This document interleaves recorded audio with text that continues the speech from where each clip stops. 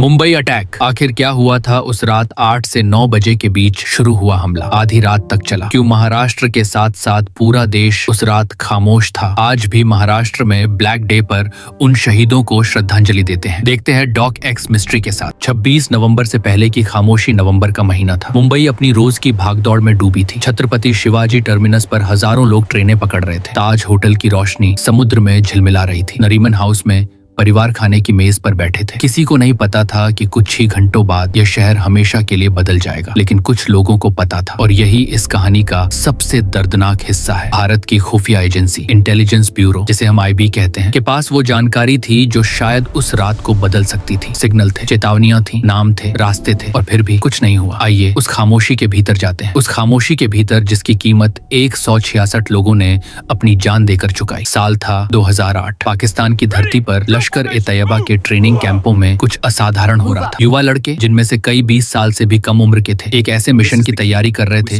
जो उन्हें अमर कर देगा। उनके दिमाग में भरा गया था कि वो शहीद बनेंगे। उनके हाथों में थी AK-47 राइफलें, RDX से भरे बैग और एक सूची, मुंबई के उन ठिकानों की जहां सबसे ज्यादा नुकसान हो सके। उनका नेता था अजमल कसाब, एक साधारण दिखने वाला लड़का, पाकिस्तान के पंजाब प्रांत से, पर उसकी आंखों में कुछ था जो साधारण नहीं था। इन 10 लड़कों को समुद्र के रास्ते मुंबई भेजने की योजना बन रही थी, और यह योजना इतनी बड़ी थी, इतनी विस्तृत थी कि उसकी आवाजें दूर तक पहुंच रही थी। अब हम आते हैं उस हिस्से पर जो आज भी सवाल उठाता है। भारत की खुफिया एजेंसियों को, खासकर आईबी और रॉ को, महीनों पहले से संकेत मिलने शुरू हो गए थे। बाद में संसद में हुई जांच और पत्रकारों की रिपोर्टों से जो तस्वीर उभरी वो चौंकाने वाली थी। नवंबर 2008 से पहले भारतीय नौसैनिक खुफिया विभाग ने कई बार अलर्ट जारी किए थे कि समुद्री रास्ते से मुंबई पर हमला हो सकता है। रिपोर्टों के मुताबिक आईबी ने कम से कम 1 दर्जन चेतावनियां जारी की थी, जिनमें से कुछ सीधे तौर पर लश्कर-ए-तैयबा का नाम लेती थी। अमेरिकी और इजरायली खुफिया एजेंसियों ने भी भारत को आगाह किया था। यहाँ तक कि एक रिपोर्ट में ताज होटल और नरीमन हाउस का जिक्र भी था। तो फिर क्या हुआ? जवाब इतना सरल नहीं है, और यही इसे और भी डरावना बनाता है। भारत की खुफिया तंत्र में एक पुरानी बीमारी है, जानकारी का बंटवारा नहीं होता। आईबी अपनी रिपोर्ट लिखती है, रॉ अपनी। राज्य पुलिस को अक्सर वो जानकारी नहीं मिलती जो केंद्र के पास होती है, और जो मिलती है वो इतने जटिल सरकारी भाषा में लिखी होती है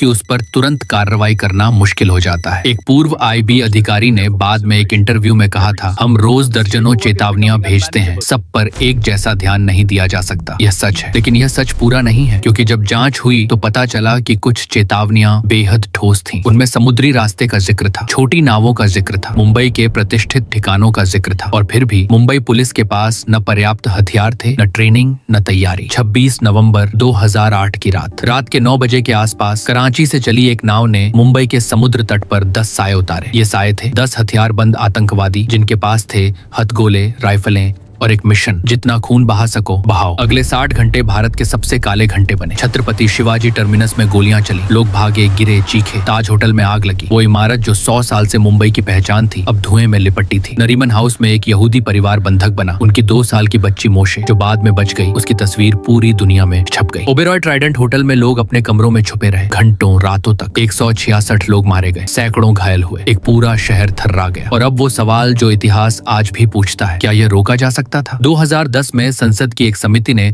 अपनी रिपोर्ट में माना कि खुफिया विफलता हुई थी, पर जिम्मेदारी किसकी, ये कभी पूरी तरह तय नहीं हुई। भारत के तत्कालीन गृह मंत्री शिवराज पाटिल ने इस्तीफा दिया। मुंबई के पुलिस कमिश्नर हसन गफूर को हटाया गया। महाराष्ट्र के मुख्यमंत्री और उप मुख्यमंत्री ने भी इस्तीफा दिया। पर क्या इस्तीफों से उन 166 परिवारों को इंसाफ मिला? इस पूरे मामले में एक और किरदार था, डेविड हेडली, एक अमेरिकी पाकिस्तानी नागरिक जो हमले से पहले कई बार मुंबई आया था। उसने ताज होटल की रेकी की, CST की रेकी की, नरीमन हाउस की, सब कुछ फिल्माया, नोट किया और लश्कर के आकाओं को भेजा। अमेरिकी खुफिया एजेंसियां हेडली पर नजर रख रही थी, पर क्या उन्होंने भारत को समय पर बताया? यह सवाल आज भी बहस का विषय है। हेडली बाद में अमेरिका में गिरफ्तार हुआ, और उसने खुद इकबाल किया कि उसने मुंबई हमले की योजना बनाने में मदद की थी। पर इस कहानी का सबसे दर्दनाक पहलू वो लोग हैं जो उस रात सिर्फ अपनी जिंदगी जी रहे थे। हेमंत करकरे, मुंबई ATS के प्रमुख, जो उस रात ड्यूटी पर थे और गोली खाकर शहीद हो गए। अशोक कामटे और विजय सालस्कर, 2 और साहसी अफसर जो उसी रात चले गए। संदीप उन्नीकृष्णन, NSG कमांडो, जो ताज होटल में घुसे और वापस नहीं आए। उनके पिता ने बाद में कहा था, मेरा बेटा देश के लिए मरा। पर जिन लोगों की लापरवाही से यह हुआ, वो आज भी कुर्सियों पर बैठे हैं। तो क्या सीखा हमने? हमले के बाद